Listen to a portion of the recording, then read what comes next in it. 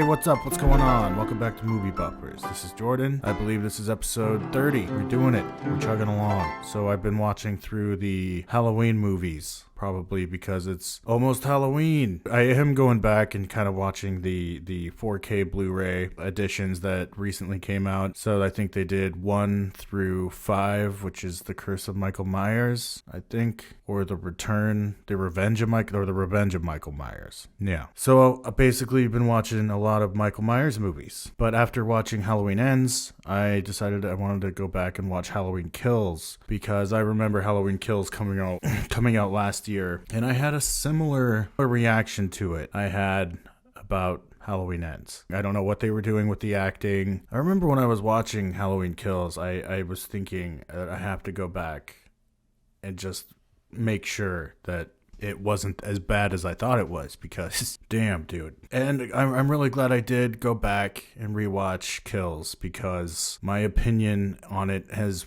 very much changed since last year. You know, I kind of feel like I understand what they were doing with it now. It's almost like it was a parody of sequels that were coming out of in that era from like the 80s and 90s. And they were like, we don't want to worry about plot. We don't want to worry about acting. We just want to like straight shot, balls to the wall, violent horror movie. So going into it ready and already seeing it once, I think it really helps. And then I don't know. And after watching Halloween Ends, seeing this one again made me realize that this one is not as bad as I remembered. I mean, it really is a great sequel to the 2018 Halloween. I think what really angered people about this film was the acting and the way it was kind of more on the silly side. So I understand. I understand that is unsettling for some people, especially if 70s and 80s slasher horror movies isn't your thing. Then you're definitely going to go in and be like, what the fuck is this acting? Like, why are people acting so dumb? Because it's mindless, just like its characters. The movie is mindless in itself. So this movie starts out in 1978, and it creates its own continuation of the original story, so that we're not continuing any of the characters' demises from Halloween 2 or onward. And we get a pretty cool little reenactment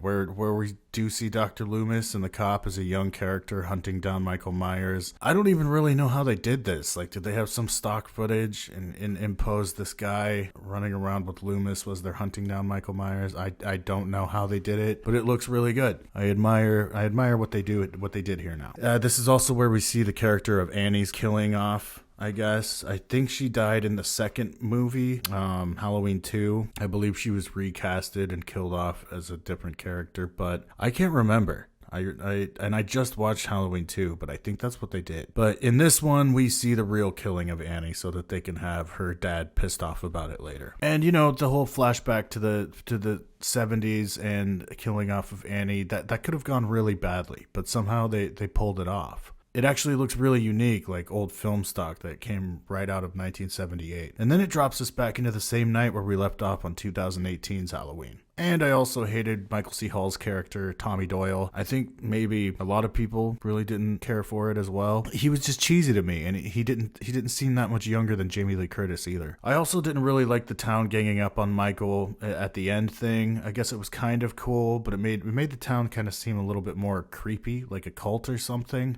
And bringing back these major characters from the first film to kill them off in a very brutal fashion just seems like it wasn't very good payoff for them. But all the kills in this movie are undeniably done very well. It's very true to the original while being fresh at the same time. I also like how this reboot is just as, if not a little bit more brutal than the Rob Zombie Halloweens. So it's kind of like they stuck it to him a little bit because John Carpenter hated his movies. And it yet has the blessing of John Carpenter, who also composed these 3 films. So you gotta give mad props to David Gordon Green and Danny McBride for pulling that off. So I actually really enjoy this one, and I can see myself watching it again. It's a bit of a bummer seeing where Halloween Ends kind of leaves us off. I think if you go back and power through the 2018 Halloween and back it up with this one, I think it's a solid time. I'm giving Halloween Kills a B for good Halloween fun. Well, that's it. That's the show. That's another quick review for the Halloween season.